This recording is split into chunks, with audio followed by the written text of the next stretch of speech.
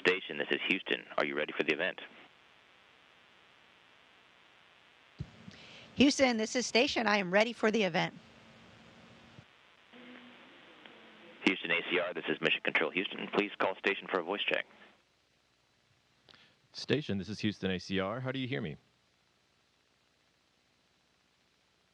Houston ACR, this is Station. I have you loud and clear. All right, please stand by for opening remarks.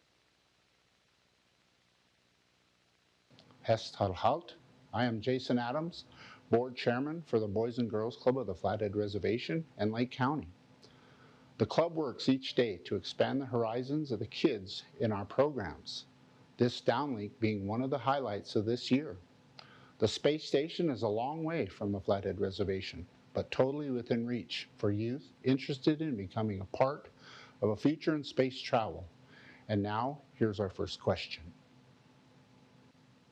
Hi, my name is Delilah. I am in 7th grade, and my question is, do you celebrate holidays, and what do you do to celebrate? Yes, we certainly love to celebrate holidays here on the International Space Station.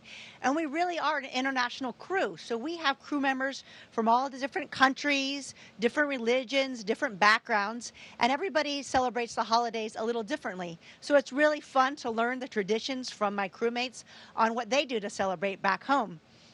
This year, we all certainly got together, enjoyed a great meal, and shared some fun stories and some good laughs.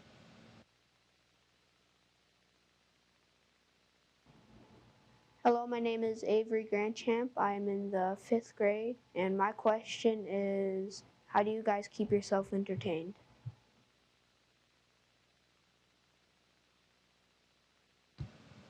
It is certainly not a problem to keep yourself entertained.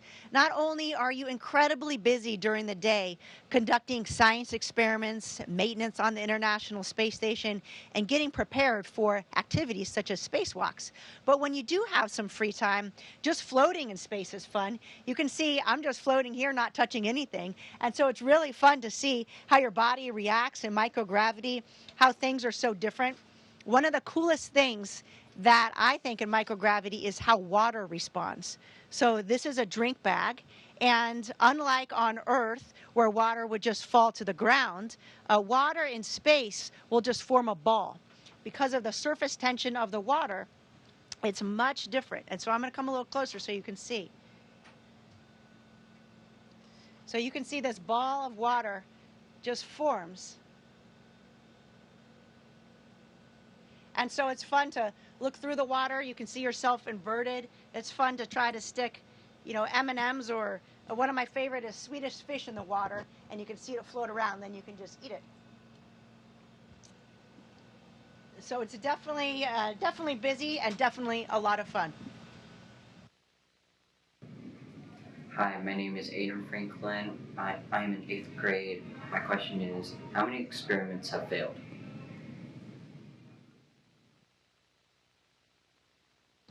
There are a ton of experiments on the International Space Station. Right now, we have over 250 ongoing experiments. Now, sometimes you may send up an experiment and you have an idea of the results that you're going to get. And if you don't get those exact results, that's not necessarily a failure because you still have a lot of knowledge gained from that experiment. A lot of the tests that we do are technology development. So we're trying to figure out how to live and operate in space so that we can live and operate in deep space on the moon and eventually on Mars. And so each time we conduct an experiment, we always learn something. Now, space is a difficult environment, and the experiment needs to make it all the way up here through the launch loads and the environment that it has to go through to get to the International Space Station. Sometimes we have some science that has certain conditions, like it has to stay a certain temperature. When we had a visiting vehicle called Cygnus come up, we had a problem with one of the solar arrays. So unfortunately, we had to power down some of the lockers that keep some of the science cold. In that case, we lost the science, and hopefully it will be flown, though, on another resupply vehicle soon. I'm Donna, grade 7. How do you keep from floating away when you exercise?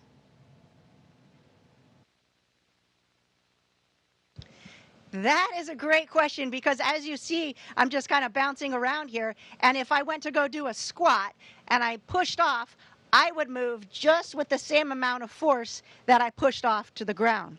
So we have a couple devices. Well, see, I missed it right there. That help keep us attached. We can run on a treadmill and we wear a harness like a backpack that has bungees. And so you run and that keeps you connected to the ground. We have a bike where you clip in with bicycle shoes, but there's no seat because you don't need a seat since there's nothing to sit on. And so you just kind of pedal around the bike, and we have a box that provides the resistance. And then our weightlifting machine is vacuum tubes instead of weights. And so you can dial up and increase the vacuum in those tubes, which will increase the load. And it's like a universal weightlifting machine. So you have that bar on your back, and then as you push up, you're working against that vacuum. And that's how we exercise and keep ourselves healthy while we're in space. Hi, my name is Haley. I'm in the 8th grade, and my question is, what do astronauts do when someone is sick? So before we fly to the International Space Station, we quarantine for 2 weeks so that we don't bring up any type of germs or anything to get the crew sick on board station. So you don't have a cold or you don't have the flu, and there's no COVID up here, so that part's great. But you can still have medical problems. You can get rashes and itches, and so we have everybody has a level of medical training to provide help to our crewmates, and we have medication packs on board with medicine in case we needed it. And of course, we have a great team of folks on the ground that support us, our flight surgeons. And if we have any type of issues, we talk to them about the issues. And we have some imaging devices on board that can look at your eyes, an ultrasound machine, and they're able to come on board with a camera, just like you're looking at me now. And we would do an ultrasound on each other, and then the doctors could look at that ultrasound as an example. Hi, my name is Rosalie. I'm in the 7th grade, and my question is, what is the most dangerous job astronauts have to do?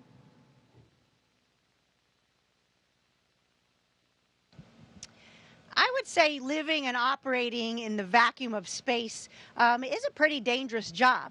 Now, fortunately, we have a huge team of folks on the ground, engineers and scientists and safety folks that make it as safe as possible, and we try to mitigate all the risk. One thing that we do that elevates that risk, and we have a lot of training for it and a lot of preparation, is when we go on a spacewalk. So in a spacewalk, we put on a suit, and you go outside the International Space Station, and you're going out to conduct a task of either repairing the space station or maybe making an upgrade.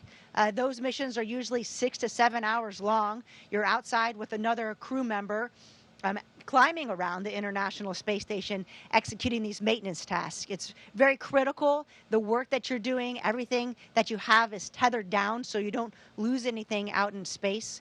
It's really important that you work together and help each other out because it's really just, or it is just the two of you out there to get the mission done. I'm Jaylene. I'm in the 7th grade, and my question is, what do you wish was up there in space with you right now?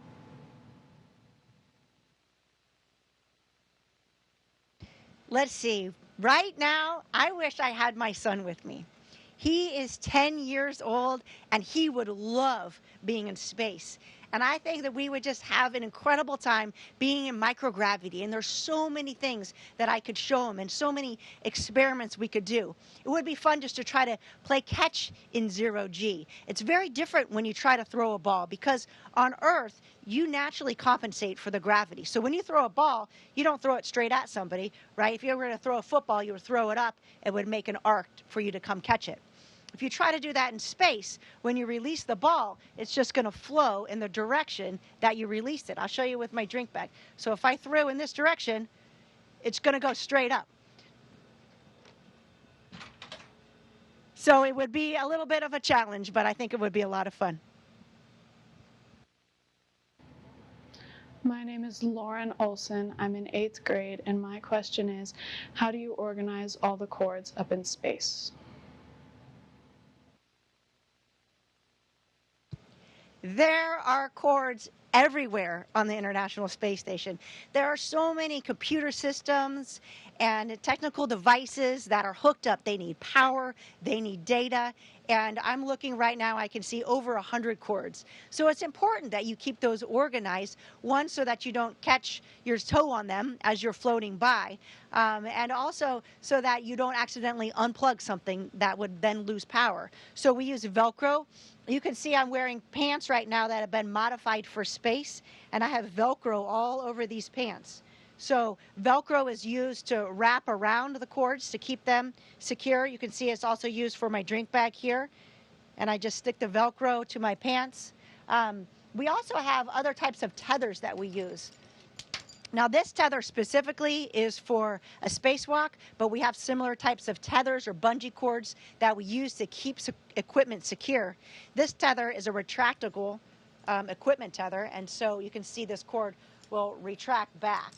And so if you have a large piece of equipment that's hooked to this hook and the other piece of the hook is connected to you, then it won't go too far. You can see it'll come back to you. So it's definitely important, especially when you're outside the space station, that everything is tethered down, but also inside the space station so things don't float away. I'm Vance. I'm in 6th grade. And how do you keep the power from going out? So we have solar arrays on the International Space Station, and these huge arrays collect the energy from the sun and they store it in batteries. So when the space station has the sun shining on it, the arrays are controlled to capture all that energy. And then during a night pass, when the space station can't see the sun, it's on the other side of the Earth, then we can use the energy from the batteries to power the space station.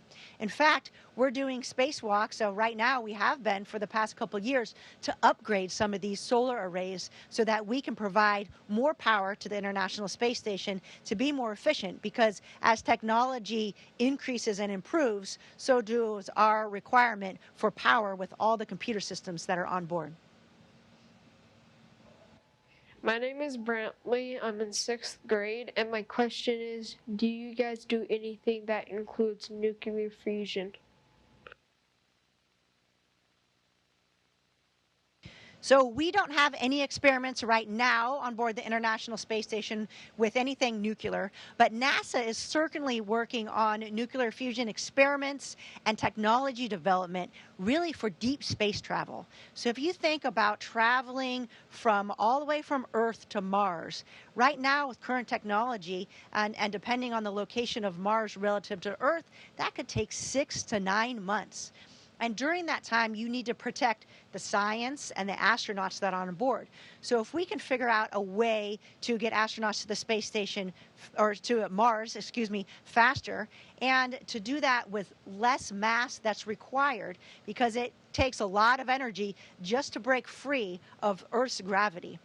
So if we can figure some of those problems out, maybe nuclear propulsion is one of those options that we'd be able to use in deep space travel. My name is Hadassah, and I'm in 4th grade. And my question was, are your dreams different in space? You know, I had that same question before I traveled to space. And my dreams are very similar to dreams on Earth, although a lot of times I'll dream about what I'm looking forward to or what I'm doing during the day. And since that has to do with microgravity and floating around, I have a lot of dreams about that. But the other night I had an interesting dream. I had a dream that I was back in my room on Earth, and I wanted to jump up and touch the corner of the room. So here in space, I just light push off, and I can touch the ceiling and push back down, and it's really easy. But in the dream, I went to push off, and gravity pulled me back down to the ground. And I remember feeling disappointed that I was feeling gravity again and that I was no longer in microgravity. But then when I woke up and realized I was still in the space station, I was pretty excited. Hi, my name is Bella. I'm in 4th grade, and my question is, do you ever get tired of space? I have been up here almost or just over 4 months, and I have definitely not gotten tired. There's so much to do and so much to experiment with. We also have this incredible module called the cupola. And the cupola is a series of windows, and it's on the bottom part of space station, and so it's pointing towards Earth. And that is an incredible view to have of our planet Earth. So sometimes when I have some free time, I like to go into the cupola and just look out at our beautiful planet. The other day, we were passing over Montana, and I could see the Flathead Indian reservations. I could see Glacier National Park going up into Canada, and it was just beautiful. You will pass over the entire United States in just a matter of minutes because we're traveling at 17,500 miles per hour. And so it's really incredible to see all the different landscapes and all the different colors of the many different places all around our planet. Hi, my name is Owen. I'm in 6th grade. And can you have pets in space? Unfortunately, we cannot bring our live pets to space. I wish. That would be wonderful. I have a dog, and it would be really funny to see him floating around in microgravity. But we do bring little animals, so each crew will have we call it a microgravity indicator, and sometimes that's an animal that is a name for your class. So the astronaut class that came after me, their name is the Turtles, and so they flew up a little turtle. And I did bring a little special pet with me. That's a stuffed animal. It's a little penguin. And my son has a penguin at home, and so we got a little penguin. We call him Penguin 2.0, and he's with me here on the International Space Station. Hi, my name is Wyatt Bogard. I am in 7th grade, and my question is, how much fuel does it take to get to the space station? That is actually a very complicated answer. It's dependent upon where the space station is and what your phasing is to get to space station, what kind of rocket we're using, and what your payload is. And your payload is how much mass that you're sending up from Earth to the International Space Station.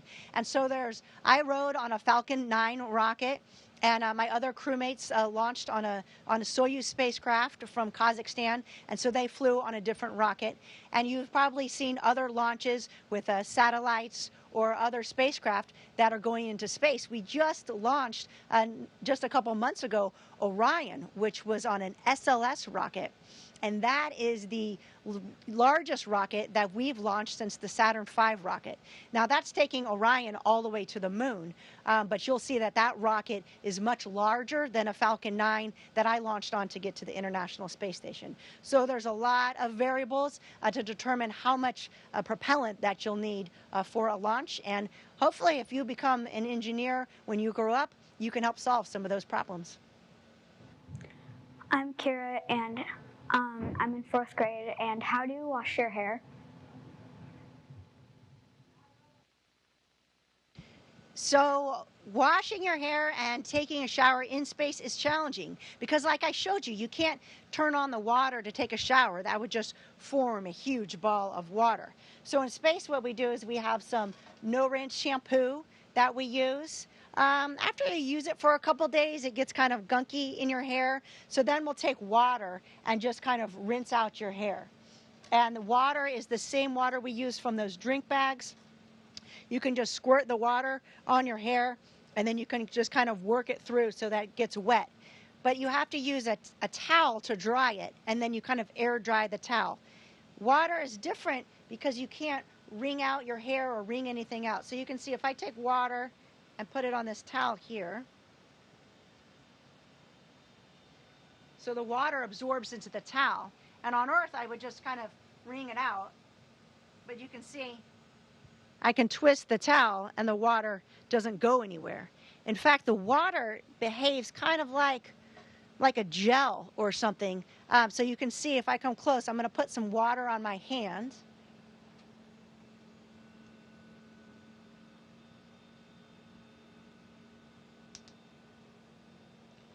And you can see how the water just sticks to my hand. And if I open my fingers, you can see the water in between my fingers. It's kind of like I have webbed fingers. and it feels like water on my hand, and you can see it kind of just moves around. So no showers in space, but you can get yourself pretty clean because you can put water, on your hand and your body, and then you just use a towel to dry it off. On behalf of the Boys and Girls Club of the Flathead Reservation in Lake County, it has been an honor to be a part of this experience. Thank you, NASA, and the team that made this possible. Lemlepsh.